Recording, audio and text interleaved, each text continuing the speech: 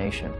Whitney Davis said the hatred she expressed to Bobby Cutts Jr. for the murder of her sister didn't have the outcome she expected. I mean, it really didn't do anything for me. I thought I would feel so much better after getting that off my chest, but it was just, he seemed to have no emotion or reaction to what I was saying. Did the fact that you forgave him publicly create any kind of strain in family relations? I was a little concerned. None of this makes sense. But I had to be true to myself. And when Patty Porter finally faced her moment in front of Cutts, she followed through with the decision she had made. I serve an amazing God, Bobby, a God that forgives. And I made up my mind that I would forgive you. Porter had taken responsibility for Blake, the son that Cutts had fathered with her murdered daughter. And she believed that in an important way, Blake's life was also in the balance.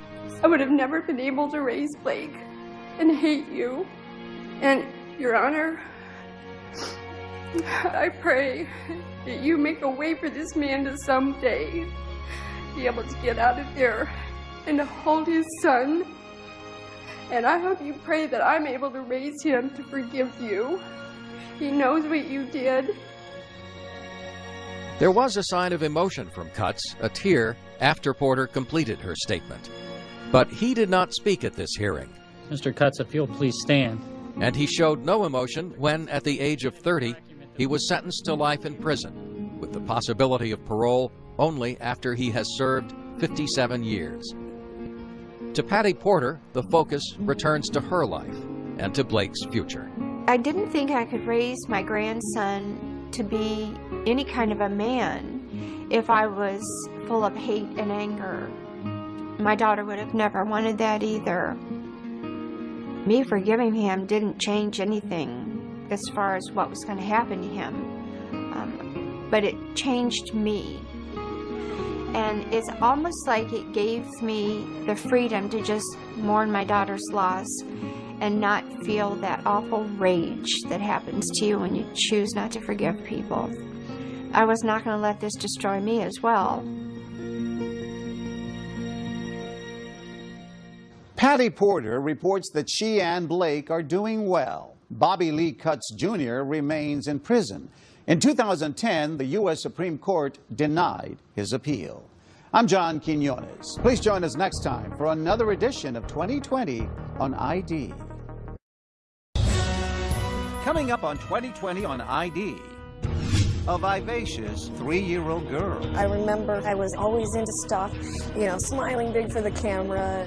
Then, Papa, please don't hurt me. Please don't. Papa, please don't cut me. Papa, please don't cut me. She had her throat cut from ear to ear. left alone in a field. She was here for 36 hours with her 2 dead sisters. One clean cut. None of us cried.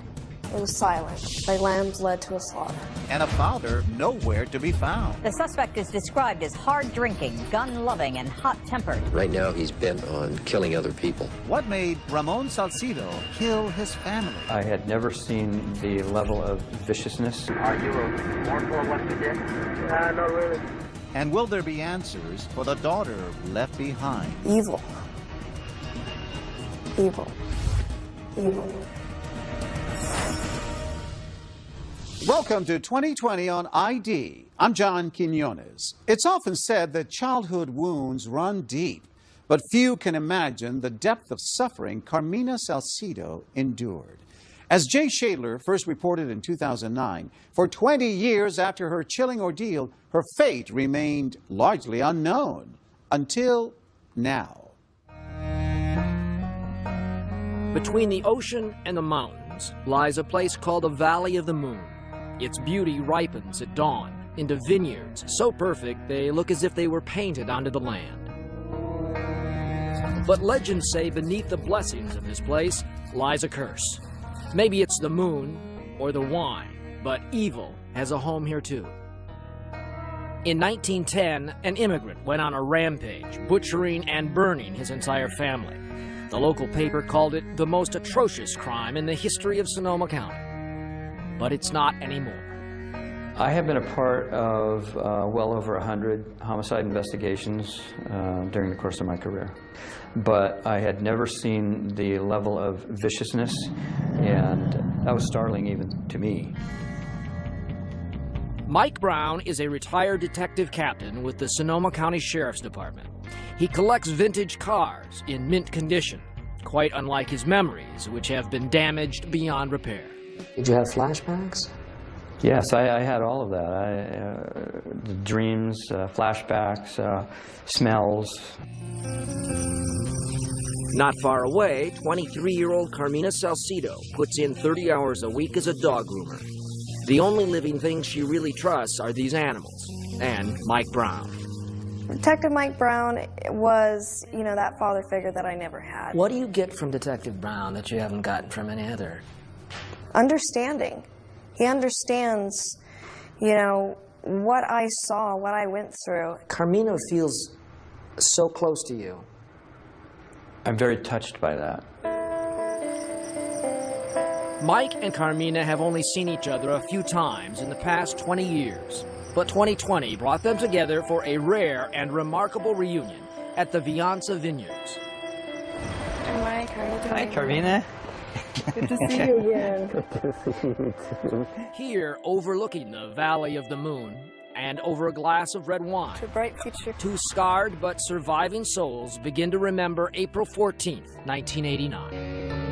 On 4/14/89, at approximately 08:20 hours, I was advised that an individual in the Sonoma Valley area had been the victim of a gunshot wound.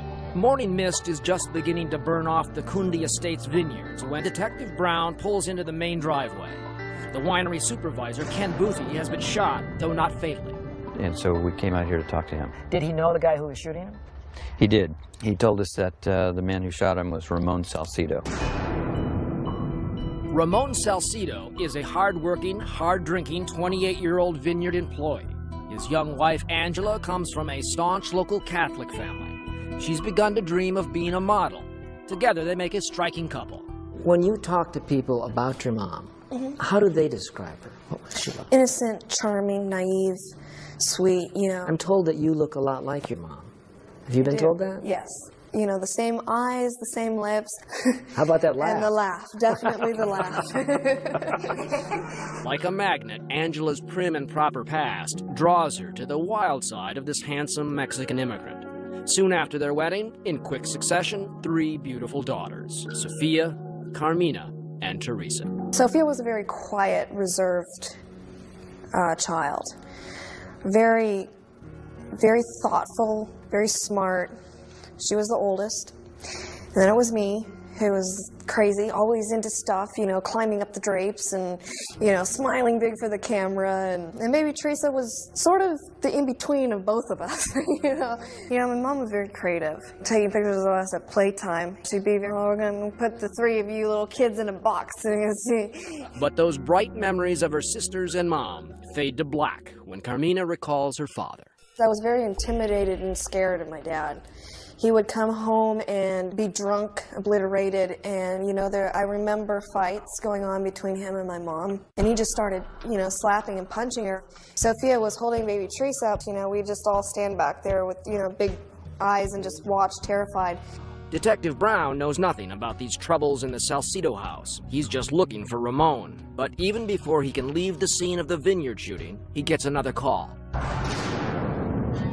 I was advised that a homicide victim had been found at another winery approximately 2 miles away from the scene of the first shooting. Detective Brown isn't the only one who hears about this second shooting. I keep my police scanner in my purse. I was the cop reporter at the time and kept it on. Randy Rossman is a beat reporter for the Santa Rosa Press-Democrat. I remember, because of all the chatter on the scanner, I was nervous. Then I heard they had a 187, which is code for a homicide. Less than 2 miles from the first shooting site, another winery supervisor, Tracy Tuvey, is ambushed, dying of a bullet wound to his head. The lower portion of his body was in the car, but the upper portion of his body had fallen out of the car and was lying on the dirt road. So by 9 a.m., Detective Brown has 2 crime scenes, 2 victims, and 1 common thread. Both of the victims are vineyard supervisors of Ramon Salcido. And co-workers say lately he's been mixing booze and cocaine. Tracy would tell him to do something, he'd flip him off behind his back or do something like that, you know, pissed that he had to take orders off him. So there's trouble at work and tensions at home with his wife, Angela. To help bring in money, she's begun modeling classes. That's Angela learning to take a turn on the runway. She photographed beautifully, and she said that they needed the money. But Ramon doesn't like the idea. Jealousy is seeping into his thoughts. He drove back and forth in front of their house several times a day. He thought that his wife was having an affair. As she grew more confident, your father grew more jealous. Yes. What's more, in just the last few days, Angela has learned Ramon has fathered a child with another woman, and he's still legally married to her. A court is ordering him to begin paying $500 a month in child support. So now the tensions between Angela and Ramon need only a spark to explode. And Ramon finds it. His suspicion that 4-year-old Sophia is not his child will turn out to be right. A DNA test will prove it. And Angela may now believe that her only choice is to run as fast as she can toward a new life. She actually had an interview, a photo shoot to do that day, and she said, I won't miss it. I won't miss it. April 14th at 5:30 in the morning, Angela slips out of their tiny house and goes to an ATM, withdrawing the little money she has for a photo shoot this afternoon. She doesn't know it, but this will be her final close-up. Back at the vineyard where Tracy Tuvey has been killed, something odd is happening. For a homicide, where are all the police and detectives? And there was just one detective here, that's all. And I asked him what was going on, and he told me that there'd been a homicide here, but that everybody had just left because there'd been a call of another homicide. 201 Baines Avenue, 8 miles from the first shooting, 6 miles from the second crime scene. It is the home of Ramon and Angela Salcido and their 3 daughters. Detective Brown and his partner think Ramon may still be inside. What do you see? I see some blood on the front door. I brought my .45 up and looked, made a quick sweep of the house. I could see blood on an interior wall. I popped back down, told him what I saw. The door was closed. The door was closed. He reached over and pushed the door open slightly to make sure that there was no one back there. You could see a body that was lying in the hallway right over there. It's Angela Salcido. How had she been killed? She had been shot in the head. She was shot 3 times. Equally chilling, 3 tricycles standing alone on the front steps, and no sign of Sophia, Carmina, or Teresa. I came from down below on the main highway and parked down here. Once again, reporter Randy Rossman arrives, only to find that this story is moving faster than either the cops or the press can comprehend. Something was changing, something was different. The detectives all started kind of meeting and talking, and something new was going on. 20 miles from where the terror began, 3 more bodies. My God, what's going through your mind at this point? Now you've got deaths all over this county. Well, who potentially could be next? Where are the girls? And when will he stop? When we come back, the trail of terror continues. Upon entering the residence, I could see some blood stains on the inside of the front door. And a frightened community wonders, when will it end? Right now, he's bent on killing other people. Stay with us.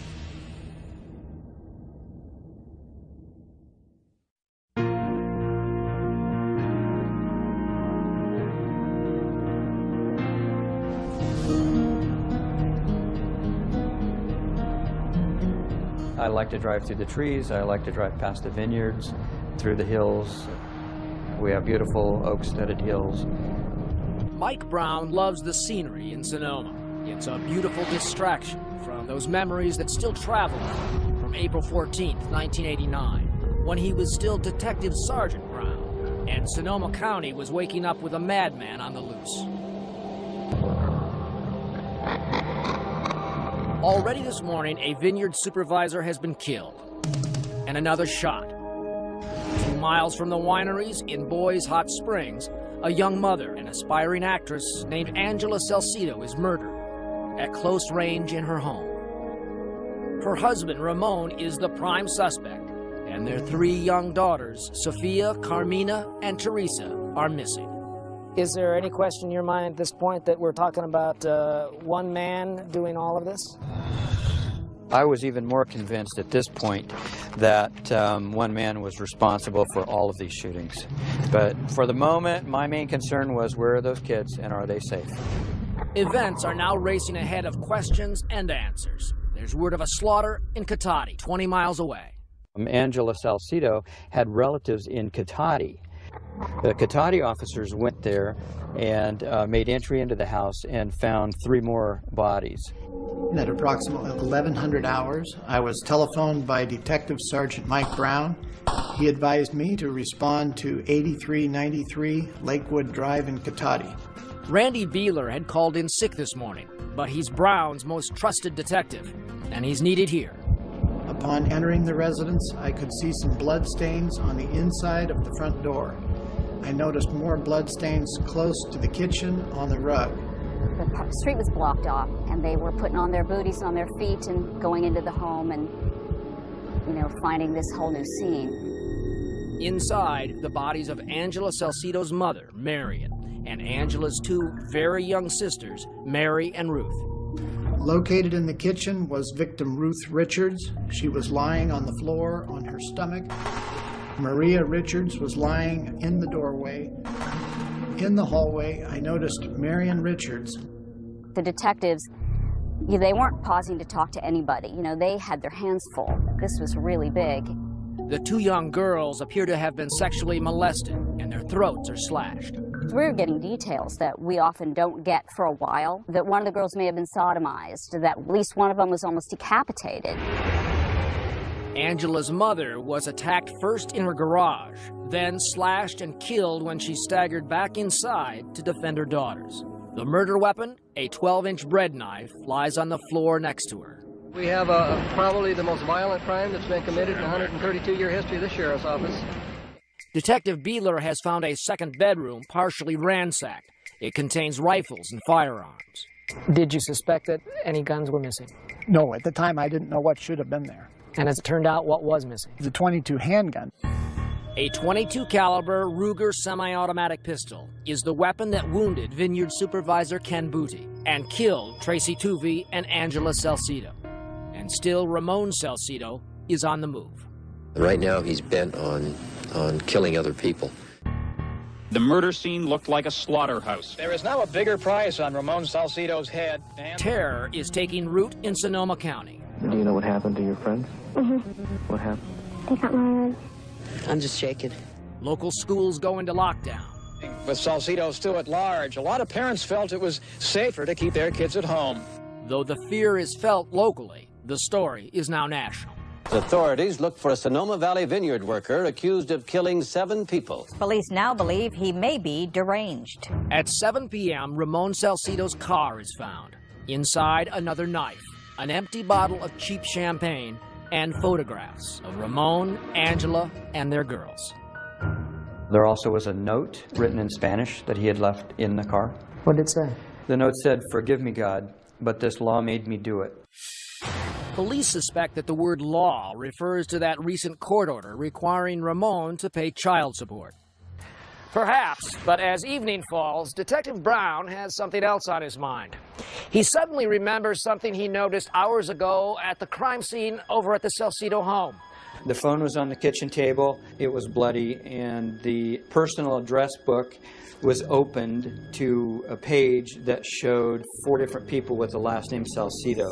That included his mother in Los Mochis, Mexico. With his dead wife's body sprawled on the floor, only a few feet from him, Ramon Salcido places a call to his mother in Mexico. She wants him to come home. And as much as Detective Brown wants to catch him before he kills again, his deepest worry is for those 3 still missing girls, Sophia, Carmina, and Teresa. We were very concerned about where those girls might be and what the state of their health was. What were your theories? One thought I had was that maybe he's taking them to Mexico. That was hopeful on my part, because if he's taking them to Mexico, maybe they hadn't been harmed. He'll take that thought to bed with him tonight, in the Valley of the Moon. It's now after midnight and you're finally going to bed. Right. What do you think? I'm worried about those little girls, and I'm wondering where they are, and I asked God to keep his hand on them. Still ahead, the frantic search for the girls. I got a call that the girls had been found and that they're out here at Stage Gulch Quarry and Dump.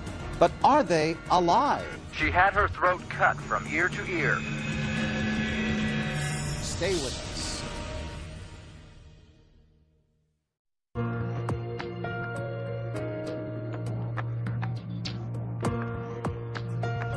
Ramon Salcido is suspected of murdering his wife and her family and kidnapping his 3 daughters. Authorities fear he may harm them as well.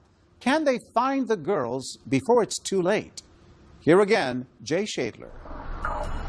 The morning fog is still lying low. Sonoma County's idyllic wine country wakes up to a bumper crop of horrific headlines. 5 are dead.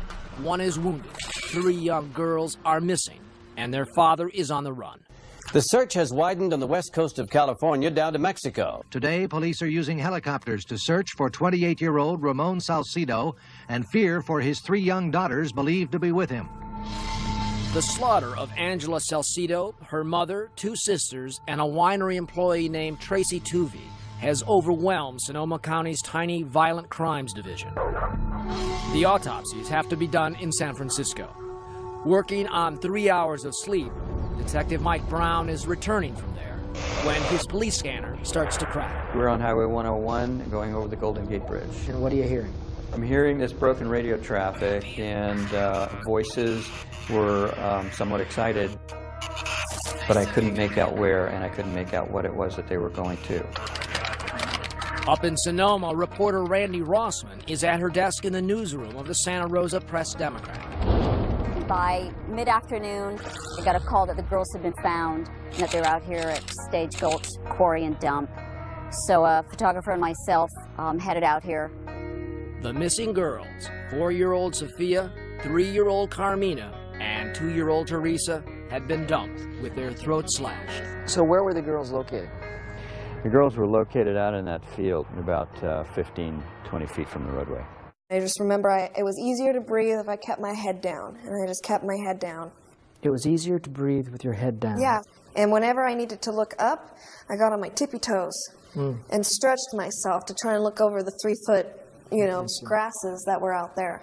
And I curled up and kept, tucked my knees up, tucked my chin down, and I curled up and I slept. Right next to the 2 dead girls was They were found by a transient who was here picking up wood or something, and he happened to look over and see what he thought were dolls sitting there, lying there in the ground. And then he noticed that one of the dolls moved, and that was Carmina. Oh my God.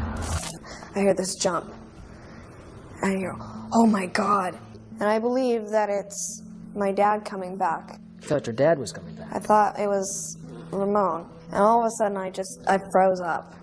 I was like, if I play dead, he won't have to do anything else to me. My nightmare was Ramon coming back, finding me. I actually breathe, and he realizes that I'm alive and I'm gonna get hurt now. But another gentleman comes back and comes up to me, and I'm like crying, I'm terrified, I'm shaking. I was like, please don't hurt me, please don't cut me, please don't cut me. And he's crying. This guy is crying. He's like, no, it's okay, I'm not gonna hurt you, I'm gonna help you. And he picks me up. And he brings me up to the gravel area. And he calls up the cops. He's like, 911, there's 3, babies out here. But 2 of those babies are dead. The bodies of 2 of Ramon Salcido's daughters were removed this evening from a garbage dump near Petaluma.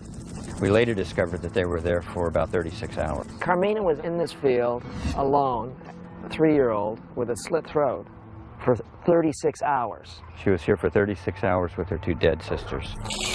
With paramedics rushing to the scene, Carmina erases any lingering doubt about who did this. She did actually say something, didn't she? She did. She said, "Daddy cut me." The officials come up and they're like, what happened? And I'm like, Daddy cut me, Daddy cut me. You actually can remember yourself saying those words? Yeah. What was that? Daddy cut me. Back through time's tunnel, 20 years to childhood. If a 3-year-old can remember feelings and impressions, a traumatized 3-year-old might remember more. Carmina says she does. You remember him picking you up out of Yes. the bed? Yes. I remember actually him carrying me out of the house that morning.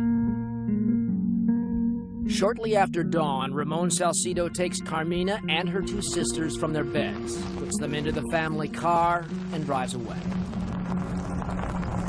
Probably about 15 minutes into driving, I lean up over the front seat and go, "Papa, where are we going?" He turned around. He was mad. He turned around and gave me such an evil look. He's like, "Shut up and sit down." There were probably about 5 more minutes of driving. We hit some gravel. At that point, I look over at my sister, Sophia, and she just has this look of terror on her face. She knows something's terribly wrong. You were the only person who actually was present and now alive Only witness. to in any way describe what he was like in those moments. Yes. And what was he like? Evil. Evil. Are there any memories of sound? Mm-mm. There's no crying. It was silent, like lambs led to a slaughter. Carmina remembers her father taking Teresa first. He just goes back, he grabs her. Sophia and I are just standing there. He takes, opens the door, puts one leg out the door like this, lays her over the lap, and picks her up and goes. He gets up out of the car, walks over to the grass, and just throws her. The details are so vivid, they might be doubted. Not only did he slice her neck, but he took the knife, pulled up the gown, and just slashed over the belly. Just started cutting. But crime scene photos Carmina says she has never seen appear to confirm her memories. Sophia is next, and then Carmina. Grabs my hair, pulls my head back. I put my hands up. He actually almost cut this finger off because I had my hands up like this, protecting.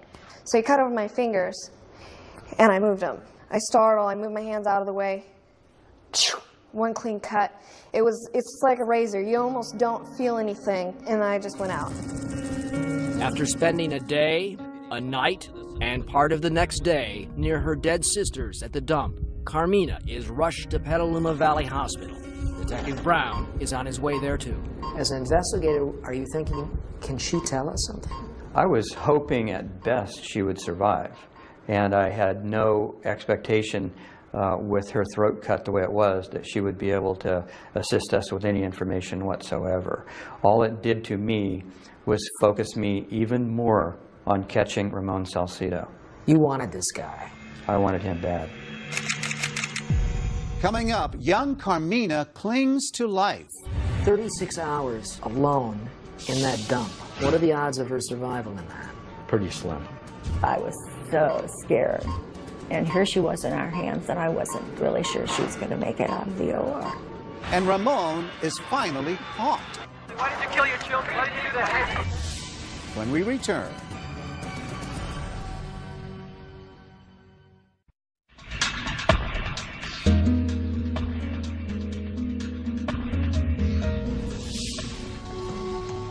Ramon Salcido is still on the run, wanted for the murders of 7 people. His daughter Carmina, who survived 36 hours in an open field with her throat slashed, rolled into the ER on a hospital gurney, sits up, because if she lies down, she will die. When we got there, they were just bringing her in through the door. When she arrived, there was no question that there was something about her character and grit that allowed her to survive. She shouldn't have survived the injuries that she had. 36 hours alone in that dump. What are the odds of her survival in that? Pretty slim. But then what are the odds of a 3-year-old wearing a face of grace and courage? The ER nurses got out a Polaroid camera that they used as kind of standard operating procedure to document an injury. And they advanced toward Carmina with the camera. And Carmina smiled for the picture the way children smile for their pictures. Oh my God. It has stuck in my mind so vividly that the child smiling through those injuries was just incredible. Carmina survived those long hours before she was discovered by inadvertently keeping her head down and her neck wound covered. What kind of patient was she? She spent the next 5 or 6 days in very critical condition. But from the moment that she finished her surgical experience, she started to rally. But she was very personable. The nurses, she would laugh. And she was getting along with this injury almost as if it was just par for the course. She had immediately after her injury an outpouring from the community. They inundated the hospital with gifts. People have been bringing by a lot of toys for the little girl. Helped by the heroics of the hospital staff, she gained strength over the next 3 weeks, alternately charming and breaking the hearts of the nurses with a picture of a puppy in a coloring book. She took a red crayon and she cut the dog, put a line on the dog's paw and on the dog's neck, and she said, "My daddy did this." So where is Daddy? He's 800 miles away in Mexico. Ramon Salcido's 5-day reign of terror ends with his capture near his hometown of Las Mochas. The big news in Mexico City newspapers today is... In a rare piece of ABC News footage, Salcido's on board a plane to Mexico City, where he will be handed over to American authorities. What he says is as coldly shocking today as it was then. Are you remorseful of what you did? Not really. After landing, he's paraded by Mexican officials. Ramon, why did you kill the Richards family? Why did you kill your children? Why did you do that? Toward his handoff to the Americans, including the one man who has tracked him since the beginning, Detective Mike Brown. I really wanted Ramon to come back to the United States and face trial and have justice served upon him here. I mean, you say that very flatly, but I mean, didn't you just want to get him back here? I wanted to throw him out of the airplane at 10,000 feet, but that wasn't my job or my responsibility, so the next best thing is to treat him as though we're the only friends he has on this planet, so that we can get a confession from him. Which is precisely what Detective Brown is going to do. Within moments of passing into American airspace, he snaps this picture, and his team reads Ramon Salcido his rights. I want to let you know right now that you were under arrest for murder and attempted murder. Do you understand? Yes, I understand. I took a picture of Ramon Salcido on board the aircraft because I wanted to show that he was not under duress of any kind. He wasn't handcuffed. He was not being mistreated. And I also wanted to capture that smirk that he had on his face. Who did you kill first? I went to kill my 3 daughters first. We asked him crime by crime, and he readily confessed to each one. Where did you go next? After I killed my 3 daughters, I went to my mother-in-law, and then I went to my home, kill my wife, and then after I killed my wife, I went to my work. What do you think should happen now? I think I'm going to go to the electric chair. You know that you're guilty? Yes, sir. What was the motive for this horrendous set of crimes? Ramon Salcido will tell you that he was high on cocaine and had been drinking champagne all night, and so it was the substance that was in his system that caused him to do that. I refuse to give him that sort of credit. You must search, you must keep searching in your head, don't you, for the reason that this violence was so extreme. I no longer try to come up with a rational explanation for irrational acts. It just doesn't apply. By the time he returns to Sonoma, Ramon Salcido is a despised man. The mob in Santa Rosa awaiting Salcido's return from Mexico. Right now, we can do it right now. The people are here, we have the motivation, and I have a rope. Let's kill him.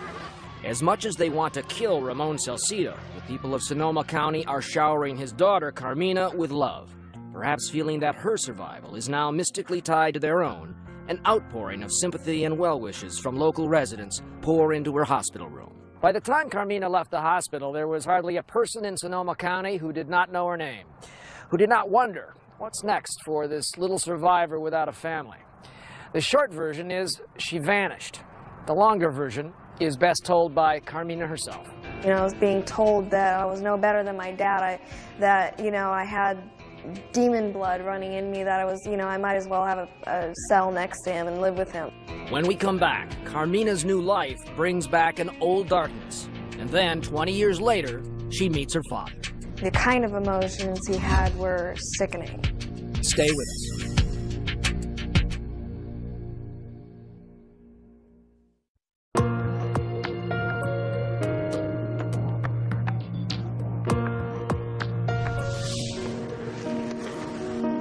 "20 years ago in California's wine country, two desperately different lives are winding like grapevines into the soul of Sonoma.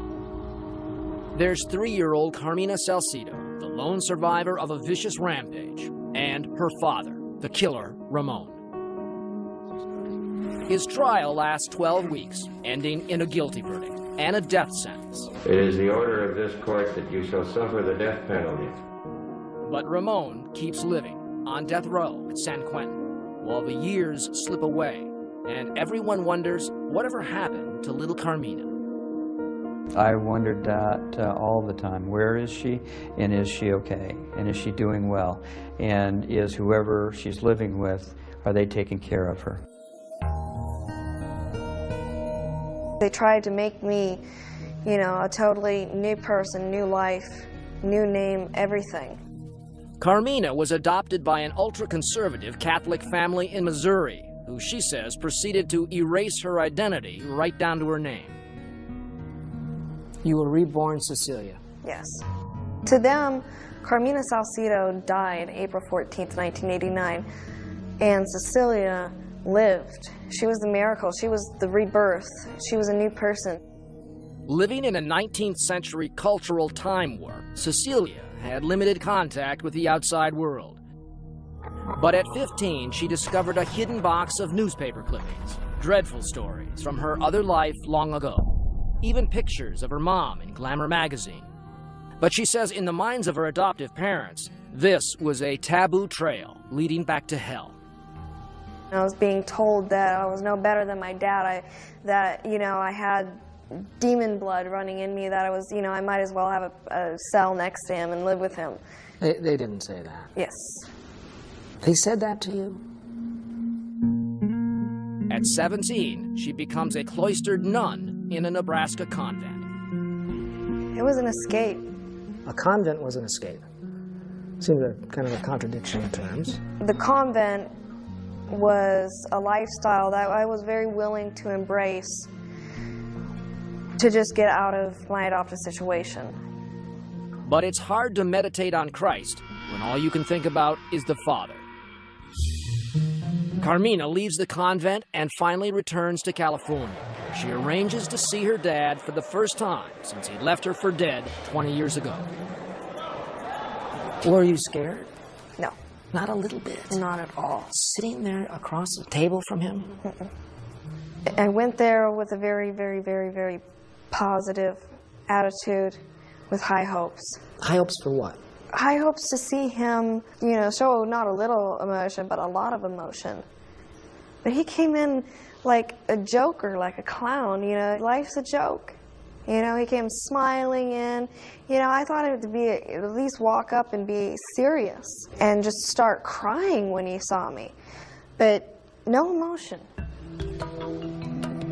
Like many inmates sentenced to die, Ramon Salcido claims to have had a stunning religious conversion. After completing a mail-in seminary class, he's taken to ministering to inmates, signing his name Reverend, and posing for pictures with children. So while Reverend Ramon reads his Bible and tends to his flock from death row, he has left his own daughter in a kind of purgatory. After all, Carmina only really wanted one, maybe two things from her father. Either an apology, or at least an explanation. She says Father Ramon was unable to give her either. No, he looked at me in the eyes the second he saw me, like he had the right to call me his daughter. Like this is some big happy reunion. It's not a big happy reunion. It isn't. The kind of emotions he had were sickening.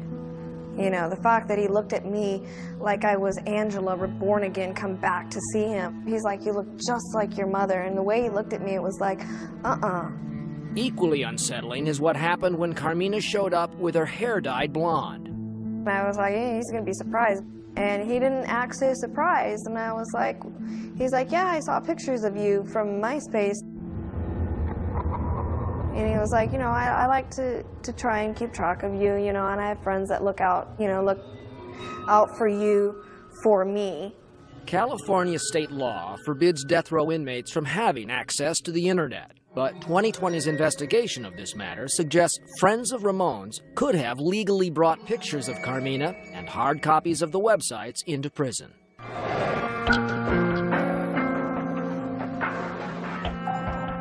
How do you feel about your dad today? I don't ever want to see him again, and I would breathe a great sigh of relief when justice has been dealt. Carmina is not alone in feeling that way. The revulsions toward this man and his crime run deep in Sonoma, even inside the gentlest of people. Take Dr. McLeod, the surgeon who saved Carmina's life. He was a death penalty opponent when he went to testify at Salcido's trial. I had access to the courtroom without going through a metal detector. And I told the DA after my testimony that, you know, I could have shot him. As for Mike Brown, I literally could go back to work and do one more job, and that would be to go to San Quentin prison and execute Ramon Salcido. Yourself? I would be just fine with that.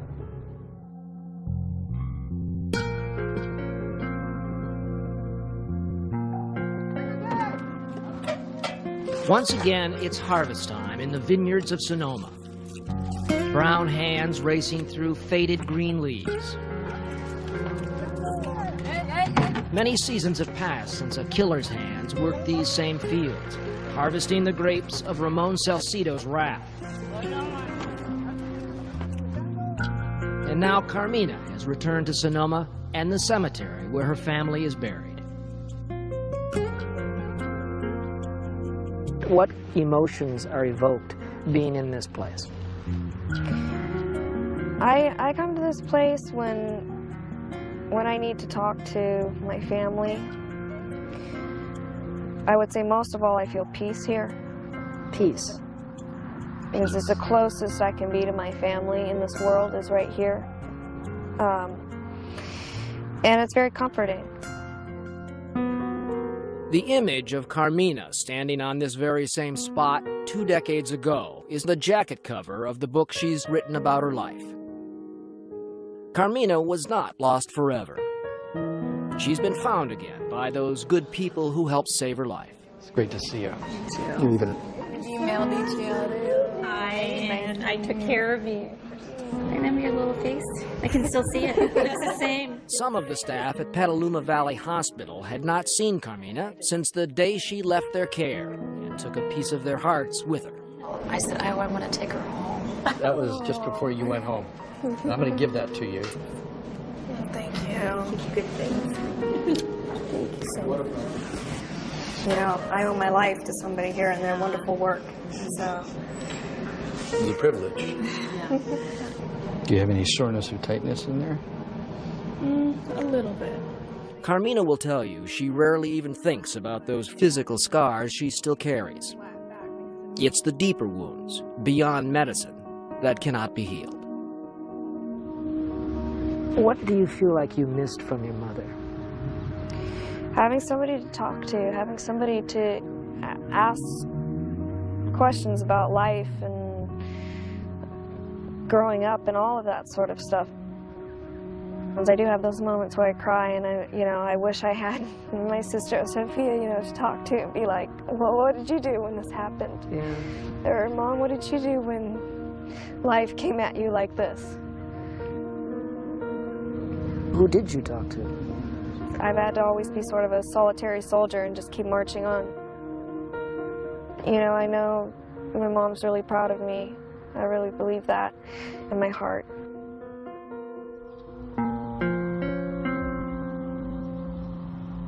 The harvest is almost over now. The vineyards lie still. But the vines are not dead, just sleeping in the Valley of the Moon.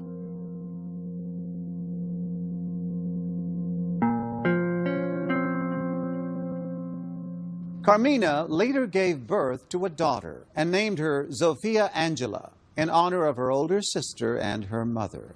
She still lives and works in the Sonoma area. All of Ramon Salcido's appeals have been denied, and he remains on death row. I'm John Quinones. Please join us next time for another